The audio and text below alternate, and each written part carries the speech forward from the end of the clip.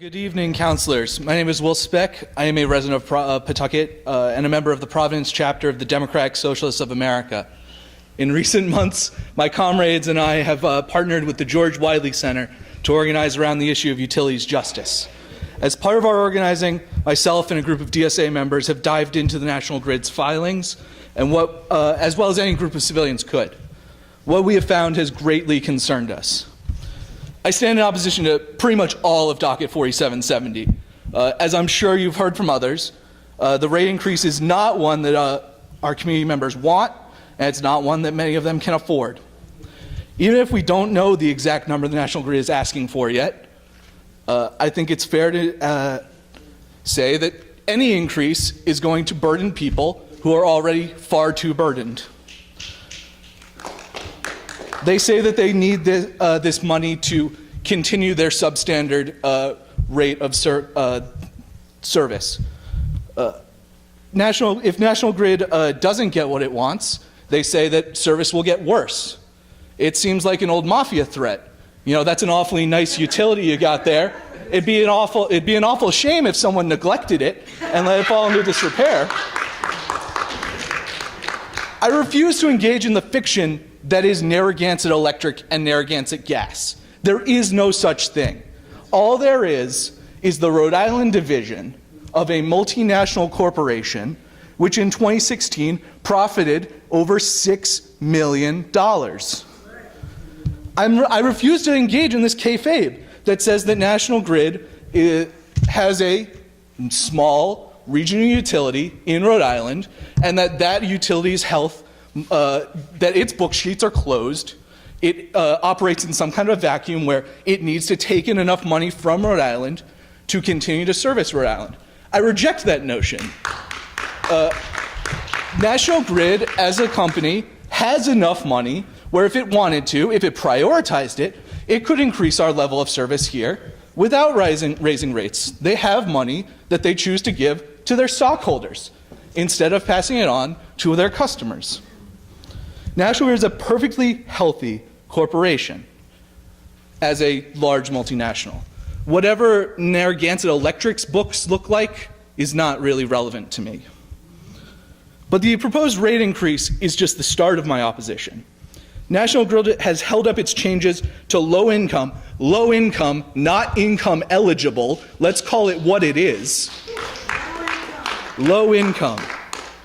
This proposed change is a sick joke.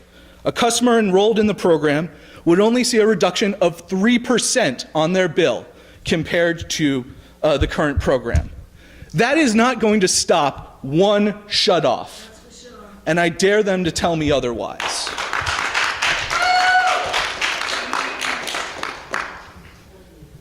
Let's be clear.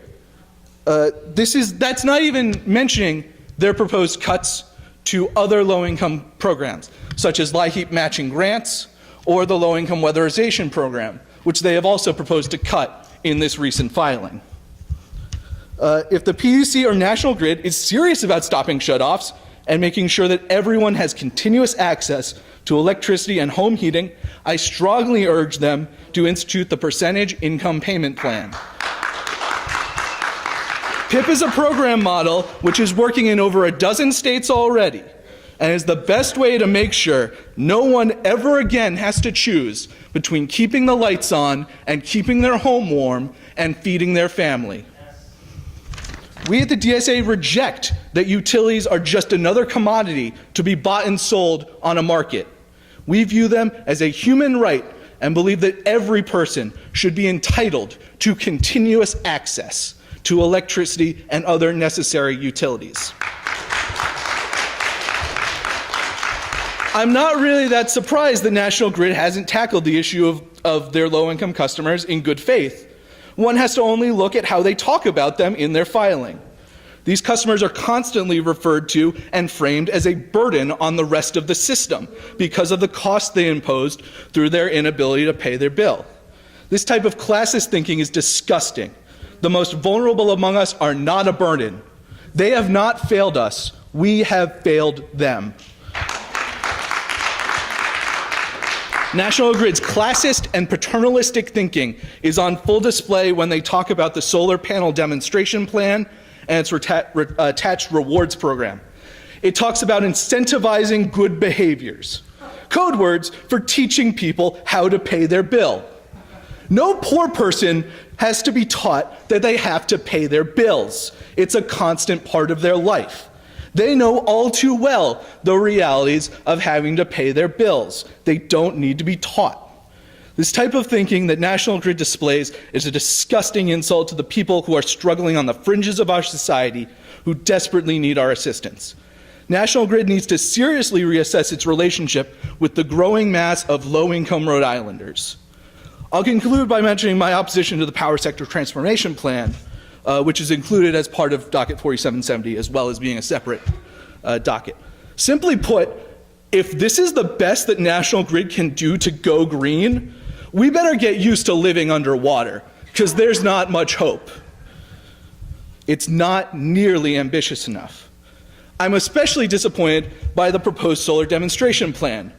Even though the statute that National Grid is responding to with this program authorizes them to own up to 15 megawatts of solar power, they've decided 3.5 is good enough. 3.5 out of what they could own, which is 15. This, paired with their expansion of their LNG facility in South Providence, shows that National Grid is not a good faith actor when it comes to going green and protecting our all residents from the future of climate change. Rest assured, my opposition to Docket 4770 goes far beyond the points I've mentioned here, but I've realized that I've taken up a good amount of time. But I will conclude by underlining my firm belief that this is not an issue about prices and markets and commodities. This is an issue about a giant corporation who sees us as nothing but potential revenue for them to claim and give to their shareholders and executives. National Grid is a huge corporation who is trying to bully Rhode Islanders because they don't believe we will put up a fight. I happen to believe differently, and I look forward to proving that. I urge the PUC to be extremely critical in their evaluation of all aspects of Docket 4770 and do their utmost to protect all people of Rhode Island from this exploitative and greedy corporation. Thank you.